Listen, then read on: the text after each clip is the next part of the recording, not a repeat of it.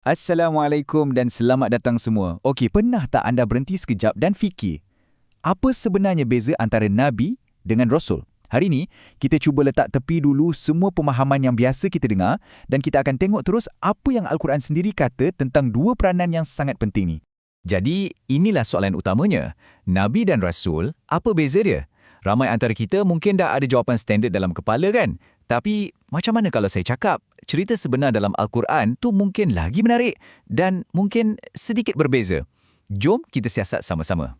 Okey, tengok ni. Selalunya kita dibentangkan dengan pandangan macam ni. Ada hierarki, ada dua jawatan yang berbeza. Satu mungkin lebih tinggi dari yang lain. Tapi bila kita tengok dari sudut pandangan Al-Quran, ia bukan soal pangkat atau hierarki. Ia lebih kepada soal fungsi. Apa kerja dia? Dan peranan-peranan ni boleh bertindih. Inilah petunjuk awal yang akan kita teroka. Baiklah, kita mulakan dengan yang pertama. Jom kita fahamkan dulu apa sebenarnya tugas seorang Rasul. Dari segi bahasa, benda ni sangat jelas dan mudah. Rasul datang dari akar kata Arab yang bermaksud mengutus. Jadi, seorang Rasul secara literalnya adalah seseorang yang diutuskan. Ringkaskan. Perasan tak? Perkataan ni menerangkan satu tindakan, bukan satu gelaran tetap. Dan ini membawa kita kepada satu soalan yang agak penting. Setiap kali Al-Quran guna perkataan Rasul, adakah ia semestinya merujuk kepada utusan Tuhan? Jawapan dia, macam yang kita akan lihat lepas ni, mungkin akan buat anda terkejut sikit. Tengok contoh ni. Dalam kisah Ratu Balkis, dia hantar hadiah kepada Nabi Sulaiman dan dia panggil utusan-utusan diplomatik dia tu sebagai mursalun, iaitu bentuk jamak untuk rasul. Mereka ni utusan biasa je, bukan nabi atau tokoh agama. Jadi ini bukti yang sangat jelas perkataan rasul merujuk kepada fungsi menghantar sesuatu, bukan status agama seseorang. Sama juga dalam kisah Nabi Yusuf. Orang yang dihantar oleh raja untuk panggil Nabi Yusuf dari penjara, Al-Quran panggil dia rasul. Sekali lagi, kita nampak corak yang sama. Ia tentang fungsi menyampaikan sesuatu. Tak kisahlah mesej ke, panggilan ke, atau hadiah. Jadi, kalau kita nak simpulkan, tugas seorang rasul ni sangatlah jelas. 1. Dia diutus oleh seseorang. 2. Dia bawa satu mesej yang spesifik.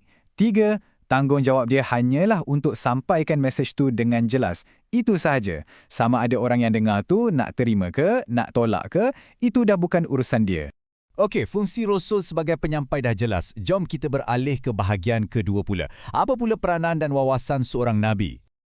Perkataan Nabi pula datang dari akar kata naba, yang maksudnya berita atau maklumat. Jadi, seorang Nabi ni pada asasnya adalah seseorang yang menerima berita. Dan selalunya berita ni datang dari sumber yang gaib, yang tak dapat dilihat. Okey, sekarang kita ada dua kepingan puzzle. Kita ada Rasul, si penyampai mesej, dan kita ada Nabi, si penerima berita.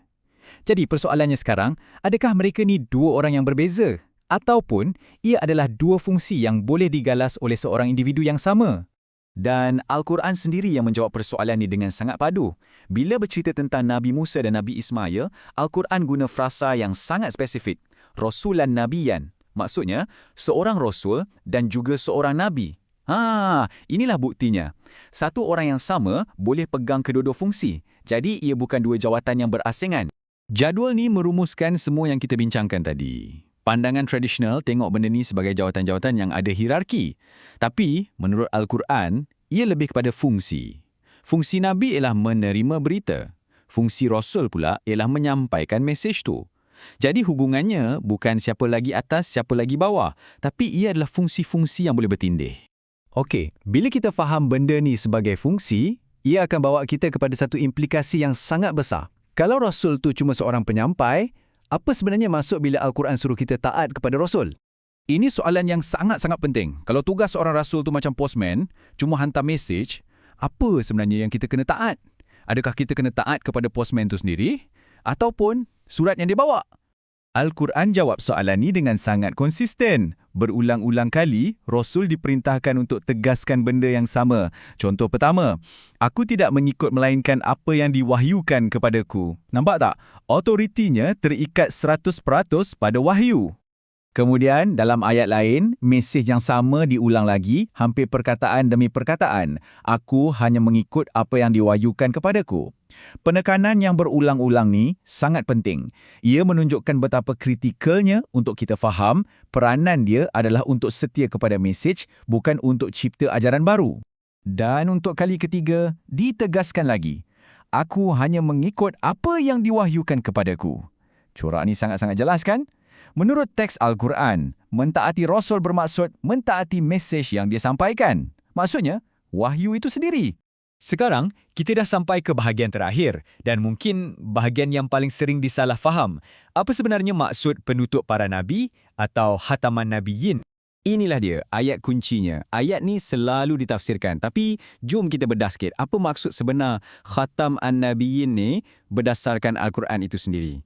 So, apa sebenarnya yang ditutup atau dimeterai ni? Adakah ia merujuk kepada individu terakhir dalam satu barisan panjang para nabi? Maksudnya, dah tak ada lagi nabi lepas ni. Ataupun, adakah ia merujuk kepada mesej itu sendiri? Yang sekarang ni dah lengkap, dah sempurna dan dah dimeterai. Nampaknya, Al-Quran sendiri yang beri jawapan. Berulang kali ia tekankan tentang kesempurnaannya. Ayat-ayat macam, agama telah disempurnakan dan kitab telah diperincikan ni, ia sangat-sangat menyokong idea bahawa penutup itu merujuk kepada mesej yang kini dah lengkap dan dah mencukupi. Cuba bayangkan sebuah mohor atau seal pada zaman dulu. Ia ada 3 fungsi utama. Pertama, ia tanda penyempurnaan. Surat tu dah siap. Kedua, ia tanda pengesahan. Ia asli. Dan ketiga, ia melindungi. Tak ada siapa boleh tambah atau ubah.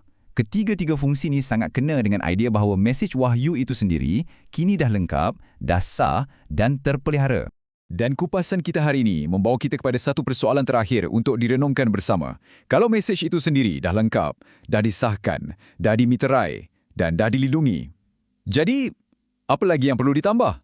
Soalan ini saya tinggalkan untuk anda fikir-fikirkan. Terima kasih kerana bersama saya kali ini.